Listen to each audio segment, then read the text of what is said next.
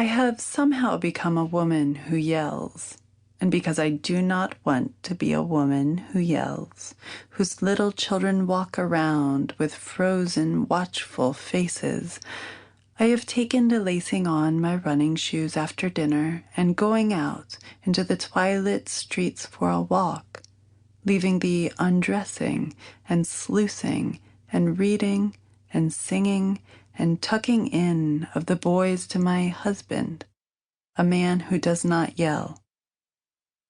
The neighborhood goes dark as I walk, and a second neighborhood unrolls atop the daytime one.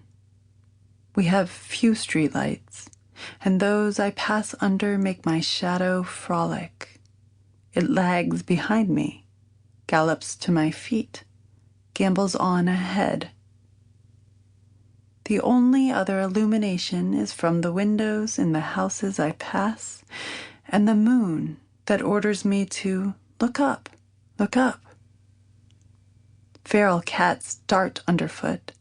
Bird of paradise flowers poke out of the shadows. Smells are exhaled into the air. Oak dust, slime mold, camphor.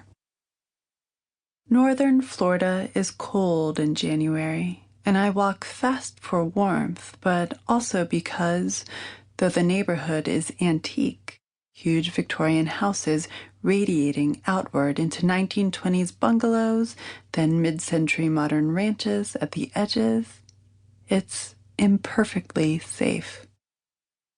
There was a rape a month ago. A jogger in her 50s pulled into the azaleas.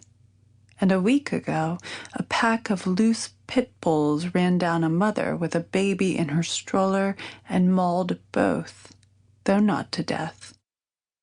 It's not the dog's fault, it's the owner's fault, dog lovers shouted on the neighborhood email list, but those dogs were sociopaths. When the suburbs were built in the 70s, the historic houses in the center of town were abandoned to graduate students who heated beans over Bunsen burners on the heart pine floors and sliced apartments out of ballrooms.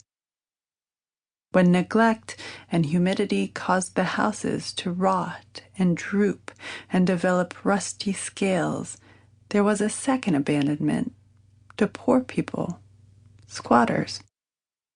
We moved here 10 years ago because our house was cheap and had virgin lumber bones, and because I decided that if I had to live in the South with its boiled peanuts and its Spanish moss dangling like armpit hair, at least I wouldn't barricade myself with my whiteness in a gated community.